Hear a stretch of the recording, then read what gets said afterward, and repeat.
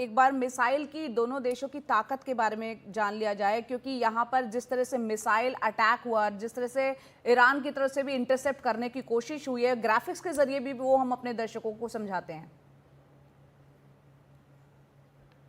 चलिए, ईरान की जो मिसाइल ताकत है उसके बारे में पहले बताते हैं कि किस तरह से ईरान ने जो है उस ताकत को हासिल किया है। और यहाँ पर गदर मिसाइल की बात करें तो लिक्विड फ्यूल से ये चलती है मिसाइल। आप कादमनी, आप और उमा दोनों बताना चाहें विस्तार से तो बताएं।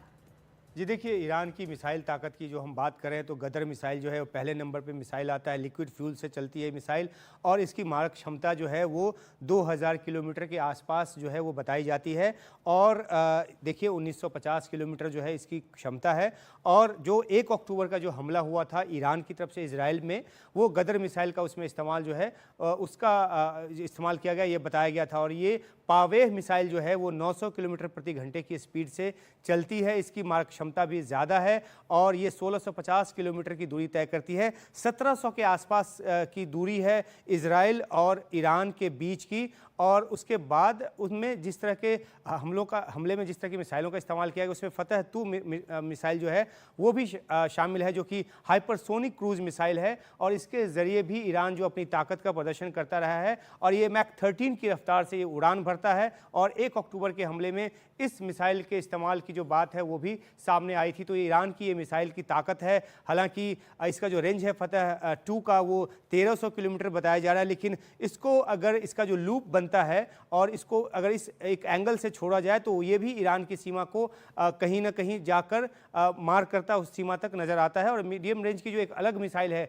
हज कासिम मिसाइल, ये एक मीडियम रेंज की मिसाइल है और बैलिस्टिक मिसाइल है। और ये जो है ईरान की तरकश में एक और मिसाइल का तीर है और ये मैक 5 की स्पीड से ये चलता है। और इस हज कासिम मिसाइल का जो है जो रेंज है वो 1400 किलोमीटर का है। तो ये मिसाइलें जो हैं वो इजराइल की सीमा को नहीं छू सकती, लेकिन जो ज़्यादा दूरी की मिसाइलें हैं उसका इस्तेमाल जो है ईरान ने किया था जब इजराइल पर उसने हमला किया था। और सेजिल मिसाइल जो है ईरान की सबसे घातक मिसाइल के तौर पे इसको माना जाता है। और ये जो है मैक 12 से 14 की स्पीड पे ये जो है उड़ान भरता है और बहुत ही तेज़ गति से ये अपने निशाने की तरफ बढ़ता है।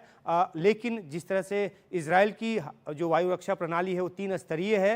इजराइल के पास इस तरह के मिसाइल हमलों को रोकने की भी क्षमता है, जो कि 2000 से 2500 किलोमीटर की दूरी तक मार करती है। यानी कि अगर तेहरान से भी इसको दागा जाए तो इजराइल की सीमा तक ये पहुंच सकती है। अगर इजराइल का जो डिफेंस सिस्टम है वो कामयाब ना हो तो ईरान की जो मिसाइल ताकतें हैं उसमें एक और जो है वो है इमाद और शहाब 3 मिसाइल।